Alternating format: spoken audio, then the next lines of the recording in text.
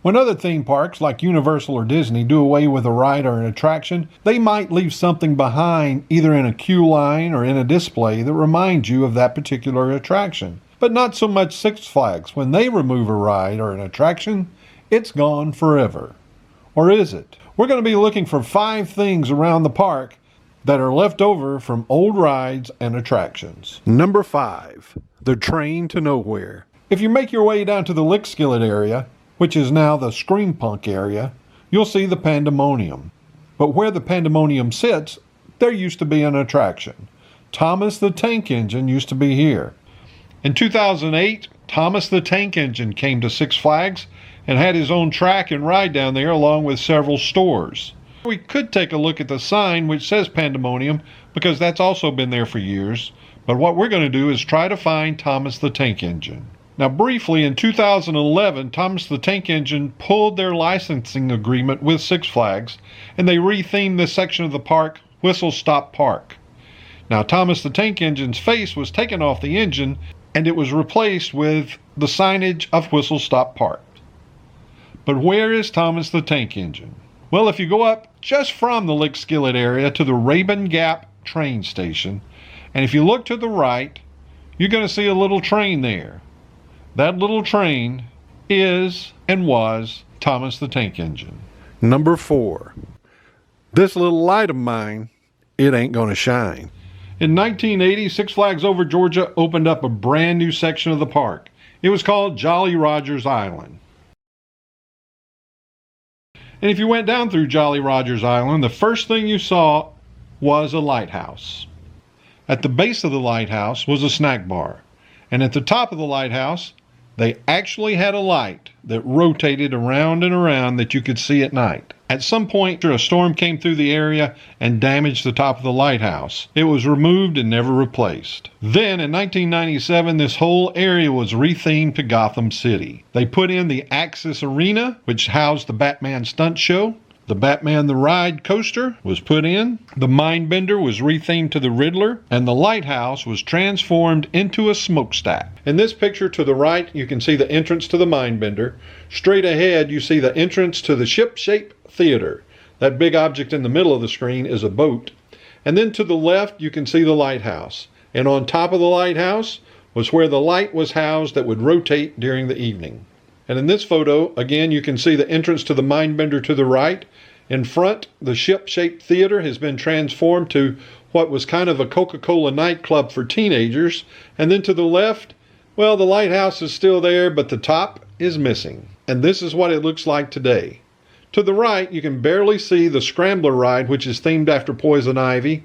Where the Ship-Shaped Theater was, that is now the Crime Wave Swings.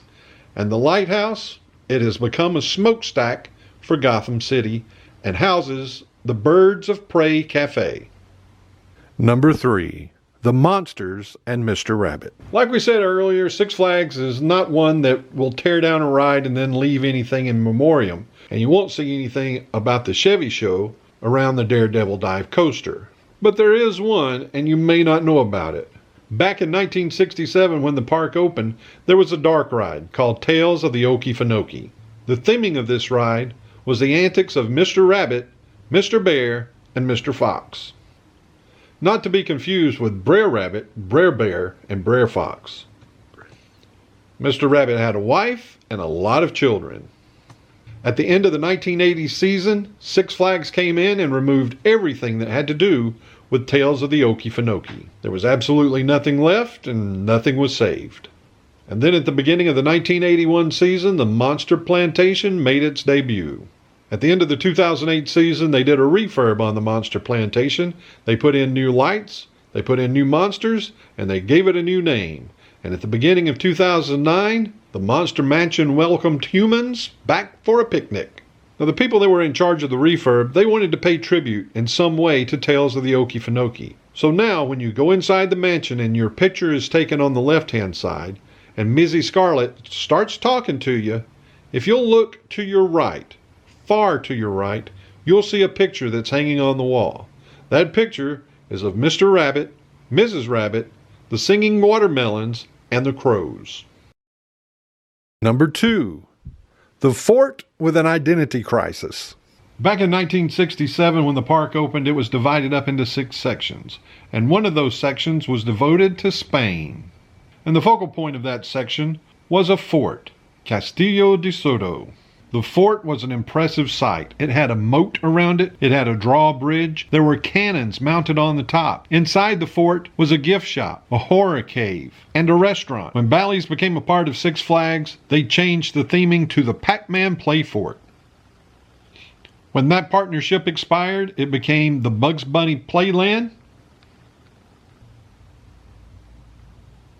Then they added a roller coaster and it became the Wile E. Coyote Canyon Blaster, themed after the Roadrunner and Wile E. Coyote. And today, it's the Joker Funhouse. Now by this time, the moat has been filled in, the cannons have been removed. Inside the fort, the horror cave is gone and other attractions were moved in and then eventually moved out. In this picture from 1967, you can see where the moat was. You can see the drawbridge. You can see the lookout towers, which were placed on the sides of the fort. And you can also see where the notches in the wall were, where the cannons were placed. In this picture of the Pac-Man Play Fort, you can see the moat was still there, although it had been drained. And you can see the lookout tower, at least one of them. And you can also see a notch in the wall where the cannons were. In this picture, when it became the Wile E. Coyote Canyon Blaster, you can see that the moat has been filled in, the drawbridge is gone, the lookout towers have been changed to the Acme rockets, and there's still notches in the wall where the cannons were. So now from this picture taken from the sky bucket, you can see that the Joker Funhouse still has remnants of Castillo de Soto. The lookout towers are now Joker rockets, and the notches in the wall where the cannons were, again, they're still there. And speaking of the lookout towers and the cannons, I want to show you a picture of my sister and me in 1968, where we're standing by one of those cannons, and behind us you can see the lookout tower. This is what it looked like as the Wile E. Coyote Canyon Blaster, and in the distance you can see the arena that housed the Skipper and Dolly Porpoise Show. And now today as the Joker Funhouse, and you can see the DC Super Friends area in the background. Number 1. This is not an exit. We're over at the Twisted Cyclone now, and I could have gone for something easy, like the building that houses the queue for the Twisted Cyclone is the same building that housed the queue for the Hanson cars. But again, that's too easy. But what I want to do is find something that's not quite as obvious that's left over from the 1967 opening day Hanson cars. So what we're going to do is we're going to walk up the Flash Pass entrance. We're going to walk through this little alleyway here between the building and the gift shop. You see that beautiful mural to the right for the Twisted Cyclone. As we get to these steps, we're going to walk up this first flight of steps to the first landing. And what we're going to do is we're going to look over the edge here. As we look over the edge, I'm going to pause the picture, and I want you to see if you see anything out of the ordinary down here. Something that might be left over from 1967. Have you seen it yet? Well, here it is. It's the word exit. It's faded away from the weather, but this is where the original exit was for the Hanson cars. Now, once you exited your vehicle, you would turn to your left. Now, to the left of this word exit, I'm going to pause it right here too. You see an arrow, and there's a white line. That would direct you to the gate where you would exit out of the ride. Now I want to show you a picture of me, my sister, and my mom, who on this channel is known as Magnet Fishing Grandma, getting out of a Hanson car in 1968. It kind of boggles my mind to think that my 5-year-old feet stepped out of that car, onto this exit sign, and followed this arrow back out into the park. And something else I noticed while I was editing the video, what I want you to do is look at this picture that I found in a Six Flags annual. You see that brace between the post and the ceiling? That is still there. When I was editing the video, I saw it in this frame right here. It's exactly the same. If someone at Six Flags Over Georgia is watching this video and maybe you're in maintenance and you have an extra can of paint left over, can you make it down to the Twisted Cyclone and maybe repaint the exit lettering? Maybe even repaint the arrow. We hope you've enjoyed our walk around the park as we've looked for remnants of old rides and attractions.